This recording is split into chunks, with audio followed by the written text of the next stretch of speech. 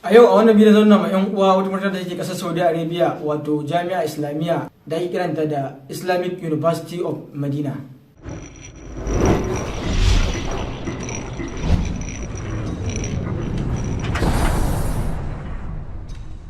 Assalamu alaikum wa rahmatullahi wa barakatuhu. Yan uwa, sunana Muhammadu Yusuf Jaiye, kamar da kuka sani a wannan channel din, wato Minha Hausa TV. Wannan channel mai albarka tana ba kowa barka da zuwa cikin ta domin kawo muku makarantun da suke faɗin duniya gabaki daya. Wato wannan jami'a ta Madina an samar da ita ne a ƙarƙashin gwamnatin Saudi Arabia, wato a shekara ta 1961 da ke garin Madinatul Munawwara. Wannan jami'a tana ɗaya daga cikin manya-manyan jami'o'i da suke ƙasar Saudi Arabia da kuma duniya gabaki daya. Wannan makarantar shahararriya ne a gabaki ɗaya sassa ɓangarori daban-daban na duniya, yammacin Afirka ko kuma kudancin Afirka ko kuma Asia ko kuma Europe, wanda ta yaye manya-manyan shahararrun malamai na addinin musulunci kamar haka.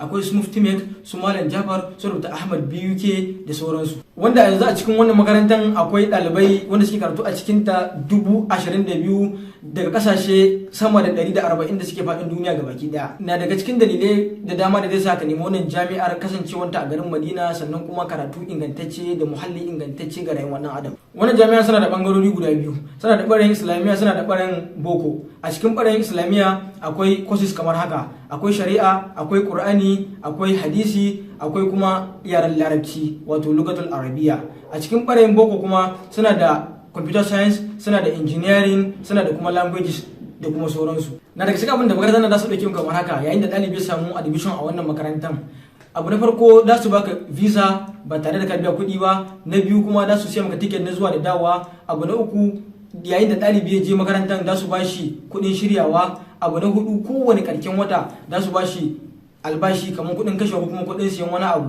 na ba za a rasa ba da kullum. Abu na biyar, za su siya maka tiket kowane ƙarshen shekara ka je gida ka je ka dawo. Sannan kuma abu na bakwai, kowanne ɗalibi yayin da zai koma gida za su bashi wasu kuɗaɗe da suke bayarwa. Bugu da ƙari, abin da makaranta take ma mutum ko kuma in ce cikin hidimomin da take ma ɗalibi shine kullum za su ɗauke shi a motar makaranta su kai shi masallacin Annabi sallallahu alaihi wasallam domin ya je ya sallah.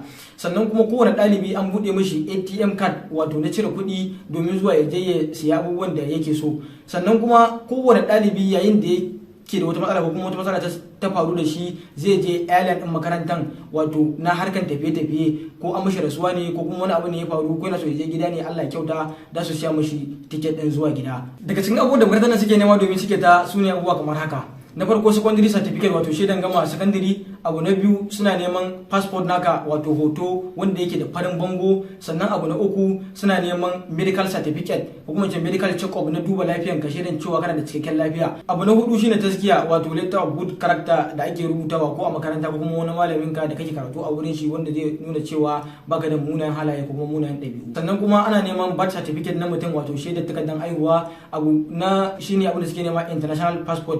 Kowane ɗalibi ya kasance cewa ya je translate takardun shi ko kuma ya tarjuma takardun shi sun koma da yaren larabci. Wannan abubuwa su ne masu muhimmanci da wani makaranta suke nema domin cike ka'idojinsu ko kuma domin cike wannan makarantar. Wannan jami'a tana da sharaɗa kamar haka: abu na farko, kada kasance cewa ɗalibi mazaunin ƙasan ne. Abu na biyu, kada kasance cewa ɗalibi shekaran shi ya kasa da 17 ko kuma sama da 25. Abu na uku, kada kasance cewa ɗalibi ya gama secondary school ne shekara 5 baya da suka wuce. Sannan kawai su mata cewa an buɗe kofar ɗiban sababbin ɗalibai ne a 29 ga watan 9 shekara ta 2022. Sun bada kwana 45 ne na daman ɗiban sababbin ɗalibai na wannan shekaran. Kake nake roƙon jama'a, duk wanda ya kalla wannan bidiyon ya taimaka ya yi ma ƴan uwanshi sharing domin su amfana. Sannan kar ka manta da mana subscribing, sannan kuma ka danna mana alamar liking, ka danna kuma alamar kararrawa, sannan su like wannan bidiyo, su yi comment akan abubuwan da suke bukata kuma akan muhawaran da suka ga dace, domin muna shirye da mu an sa ƙorafe kuma sauraron abubuwan da mutane suke bukata. Mun gode.